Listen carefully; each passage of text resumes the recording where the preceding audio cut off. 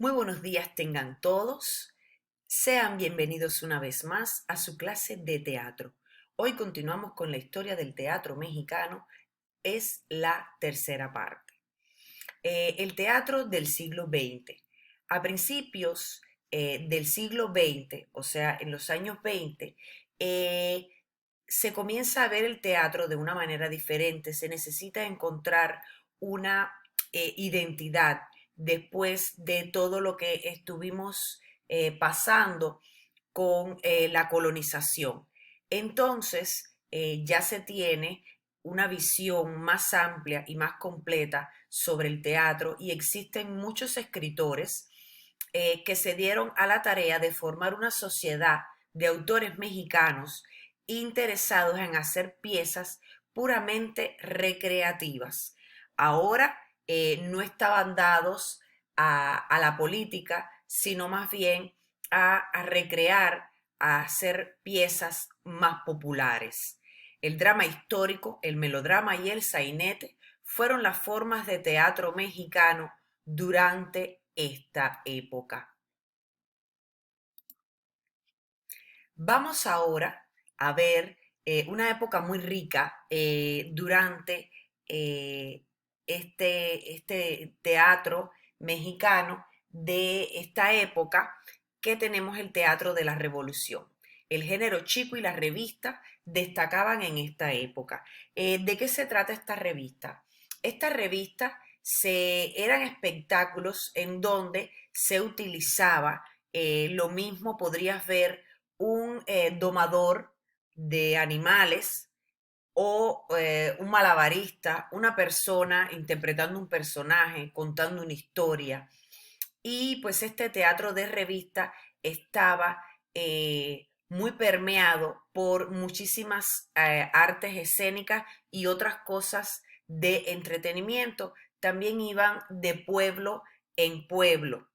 ¿Sí? Ahora tenemos que también se escribía ahora para los teatros, ya se tiene más en cuenta este formato y carpas populares. Las carpas se parecen un poco a la revista, en donde también hay números de variedad, ya sea que cantan, que bailan, que hacen malabares y estas cosas que les mencionaba, solamente que las carpas tenían un punto en donde se tocaba más lo político, no así en el teatro de revista, que era más de entretenimiento.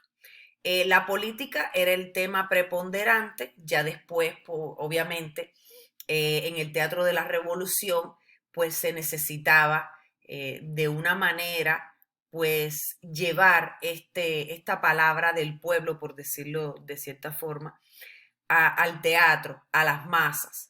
Entonces se consolidan en este entonces actores como Tintán y Cantinflas, entre otros. Podemos ver que Cantinflas en sus películas, en su personaje, se deja ver este personaje marginal, en donde es un reflejo de el pueblo mexicano que está sufriendo, el pueblo que lucha con su revolución.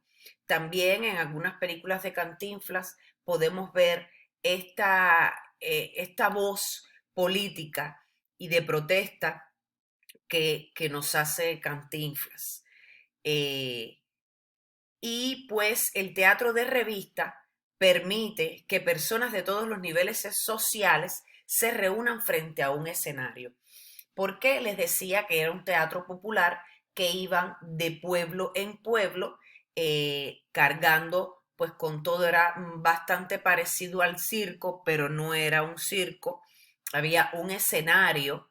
Entonces esto permitió que el teatro llegara a muchas personas, al pueblo en general, de cualquier nivel, ya sea económico o social. En el teatro contemporáneo se busca un teatro experimental que nada tenía que ver con los intereses del pueblo. ¿Qué quiere decir esto? Aquí el teatro comienza a tener una especie de despertar en donde se necesita buscar otras maneras de expresión. Estas maneras incluyen eh, incluir, valga la redundancia, al público en sus presentaciones, experimentar con otro tipo de lenguaje escénico, con estas maneras sensoriales de llegar al público mediante sonidos, olores, música. Bueno, en los sonidos se incluye la música, obviamente. Y pues es un teatro experimental que trata de romper con esto que se estaba haciendo ya un poco más eh, diferente de lo que se estaba haciendo hasta ese momento. En este teatro contemporáneo destaca Rodolfo Usigli como el caso más singular del teatro mexicano. Ahora vemos este nuevo ciclo de teatro en México. En 1947 empieza un nuevo ciclo en el teatro mexicano. Se busca un teatro moderno, realista y de contenido social. Proliferan las salas pequeñas. ¿Qué quiere decir esto? Que ahora el teatro, además de hablar de política, se va a enfatizar también en otros contenidos, como por ejemplo puede ser otros contenidos de aspecto social, como el machismo, la educación y este tipo de cosas. Y se trata de buscar un teatro más realista en donde el público se vea más reflejado en, en este acto que se está presenciando. En el teatro actual, la última época grande del teatro mexicano se vivió en la época de los 70. Luis de Taviria dirige la Compañía Nacional de Teatro actualmente y existe una insuficiencia de foros y recursos, por lo que hay muchos proyectos en espera. Hoy en día, con esta proliferación de los medios de comunicación, también ha habido una proliferación, valga la redundancia y la repetición de la palabra, de muchos actores aficionados que intentan buscar su lugar.